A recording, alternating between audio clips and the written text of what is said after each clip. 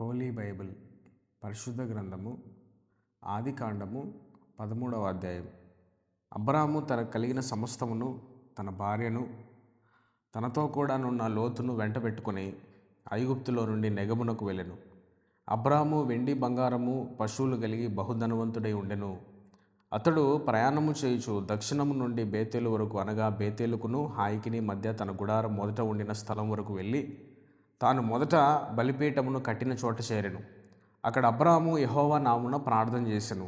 అబ్రాముతో కూడా వెళ్ళిన లోతునకును గొర్రెలు, గొడ్లు, గుడారములు ఉండెను గనుక వారు కలిసి నివసించుటకు ఆ ప్రదేశం చాలకపోయాను. ఎందుకనగా వారి ఆస్తి వారు కలిసి నివసించలేనంత విస్తారమై ఉండెను. అప్పుడు అబ్రాము పశువుల కాపరులకును లోతు పశువుల కాపరులకును కలహం పుట్టెను. ఆ కాలమందు కనానీయులు, పెరిజ్జీలు ఆ దేశంలో కాపురముండిరి.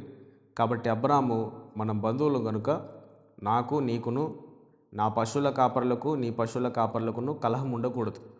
ఈ దేశమంతటి నీ ఎదుట నున్నది కదా, దయచేసి నన్ను విడిచి వేరుగా నుండుము. నీవు ఎడమ తట్టునకు వెళ్ళిన ఎడల నేను కుడి తట్టునకును, నీవు కుడి తట్టునకు వెళ్ళిన ఎడల నేను ఎడమ తట్టునకు వెళ్ళుదునని లోతుతో చెప్పగా, లోతు తన కనులెత్తి యోర్దాను ప్రాంతం అంతటినీ చూచెను. యెహోవా సొదొమ గొమొర్రాను పట్టణములను నాశనము చేయక మునుపు సోయరుకు వచ్చి వరకు అదంతయు యెహోవా తోట వలను ఐగుప్తు దేశం వలను నీళ్లు పారు దేశమై ఉండెను. కాబట్టి లోతు తనకు యోర్దాను ప్రాంతం అంతటిని ఏర్పరచుకొని తూర్పుగా ప్రయాణం చేసెను. అట్లు వారు ఒకరినొకరు వేరైపోయిరి. అబ్రాము కనానులో నివసించను. లోతు ఆ మైదానముందున్న పట్టణముల ప్రదేశములో కాపురముండి సొదొమ దగ్గర తన గుడారం వేసుకొనెను. సొదొమ మనుషులు దుష్టులను, యెహోవా దృష్టికి బహు పాపులనై ఉండిరి. లోతు అబ్రామును విడిచిపోయిన తర్వాత యెహోవా, ఇదిగో నీ కనులెత్తి నీ ఉన్న చోటు నుండి ఉత్తరపు తట్టు, దక్షిణపు తట్టు, తూర్పు తట్టు, పడమర తట్టును చూడుము.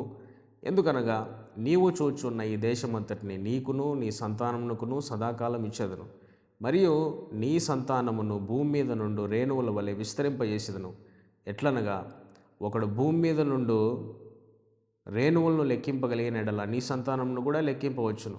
నీవు లేచి ఈ దేశం యొక్క పొడుగును వెడల్పున దానిలో సంచరించుము, అది నీకిచ్చెదనని అబ్రాముతో చెప్పాను. అప్పుడు అబ్రాము తన గుడారము తీసి హెబ్రోనులోని మమ్రే దగ్గరనున్న సింధూర వృక్షంలో దిగి అక్కడ యెహోవాకు బలిపీఠమును కట్టెను.